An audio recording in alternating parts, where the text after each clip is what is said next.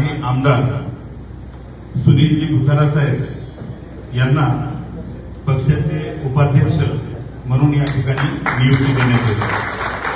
अध्यक्ष त्यांना नियुक्ती देते।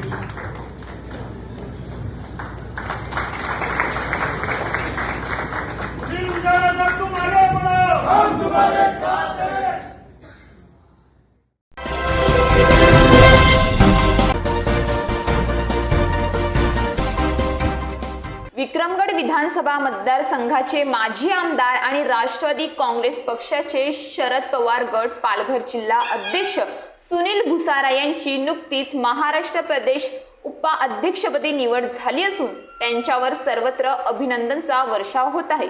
शरद पवार यांच्या नेतृत्वाखाली राष्ट्रवादी पक्षात सध्या संघटनात्मक बळकटीचा टप्पा सुरू आहे।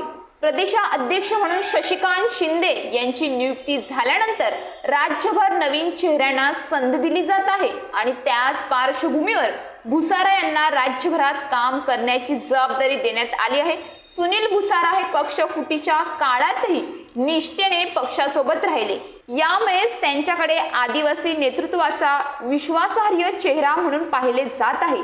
अजित पवार यांच्याशी निकटेशी ओळख असूनही त्यांनी शरद पवार यांच्यासोबत राहणं पसंत केलं आणि याच निष्ठेमुळे पक्षात त्यांना अग्रस्थानी स्थान मिळालं। भुसारा यांचा राजकीय वारसा देखील ठोस आहे। त्यांचे वडील दिवंगत चंद्रकांत भुसारा हे झेडपी सदस्य, जिल्हा बँकेचे अध्यक्ष आणि सभापती होते। मातोश्री पार्वतीताई भुसारा यांनी सुद्धा जिल्हा परिषद सदस्य म्हणून कार्य केले आहे। या पार्श्वभूमीवर भुसारा यांनी युवक जिल्हाध्यक्ष ते आमदार असा प्रदीर्घ प्रवास केला आहे।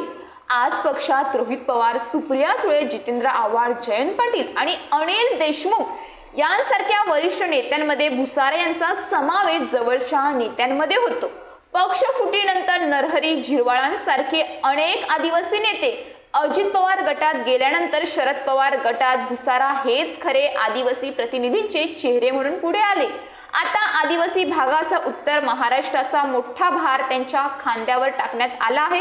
पक्ष संघटनेच्या बळकटीसाठी भुसारा यांच्या कार्याचा उपयोग कसा होतो हे पाहणं महत्त्वाचं ठरेल। News police reporter Dnyaneshwar Palve, Vikramgad.